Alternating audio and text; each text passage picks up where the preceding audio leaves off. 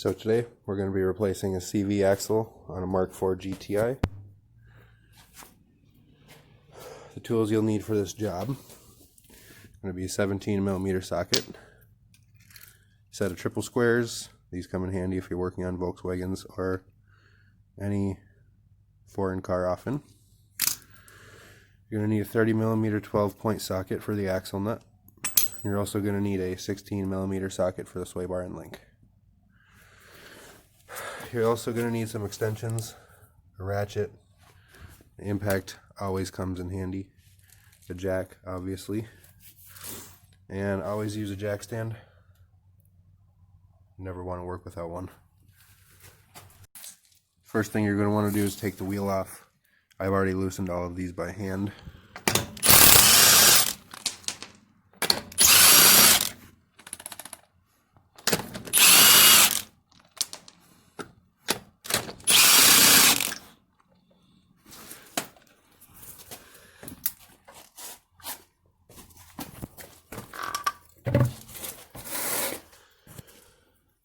Now, I've already loosened the axle nut by hand, but sometimes they're, sort of rusted, corroded in there. So you're going to want to thread the nut back on a little bit. Put your 12-point socket on it. I like to use an extension so I don't smack my hand.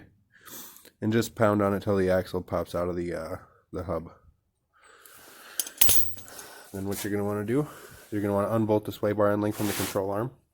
I've already done that. Once you have the sway bar end link disconnected and pulled up, you want to remove the axle nut completely. Now, you're going to want to remove these 6 bolts that bolt the axle to the transmission. Oh yeah, by the way, the reason that we're replacing this axle is because the boot is ripped, shot all the grease out, and it's just easier to replace the entire axle rather than rebuild it. So that's what we're doing. Now I've got all these loosened by hand, so I just want to zip them out with the impact.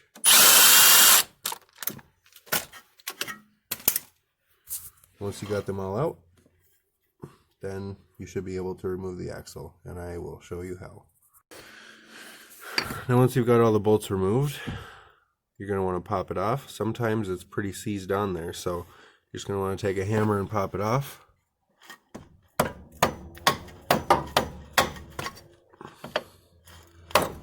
There we go. Now once it's off, you want to swing this end up and pull it out.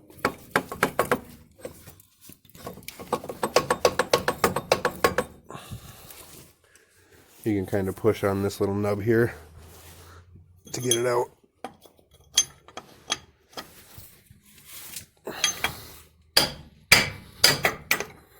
And you can see it pop out. The axle's completely out.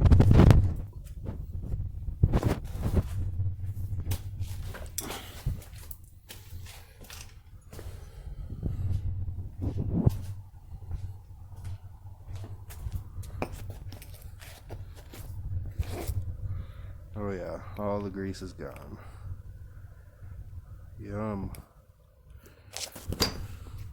Master Pro. O'Reilly's, I think.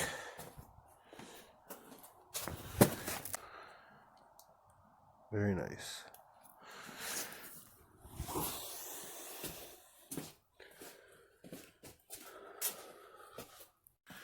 So when reinstalling, what you want to do is you want to put the transmission side up in. You want to set the flange kind of on top. Up on top like that. So you have room to finagle this hub side in. Now a lot of people, they'll tell you that you have to remove the ball joint and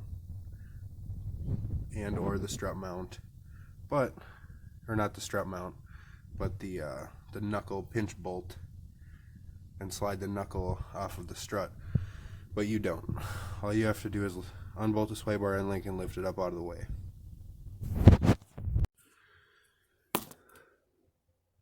Being able, or having this up here and setting it in that position will allow you to have enough room to maneuver this into the hub. When you maneuver it into the hub, you pull it out towards the outside of the car, then you can just kind of lift this up and in and pull it into place. Then you can bolt it right up, put this nut on, put the sway bar end link, bolt back in the control arm, and to do that you'll need to jack the control arm up a little bit to compress the strut, just so these bolt holes line up, and I will show you that here in a second. So you're going to want to thread all these 6 axle 2 transmission bolts in, get them nice and snug. Another thing, any stretch bolt that you remove, you're always going to want to replace with a new one.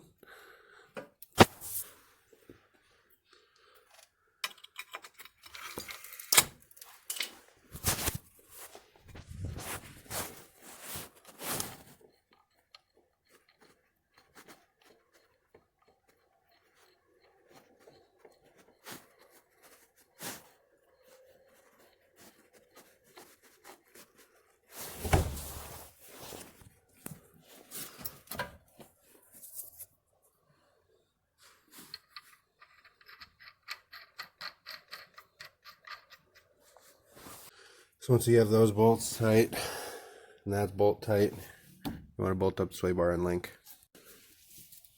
Once you have everything tightened together, you can then go ahead and put the wheel back on, take it for a drive, and see how it drives. Once you've taken it for a drive and confirmed that the issue is fixed, you can then say you've successfully completed a CV axle replacement.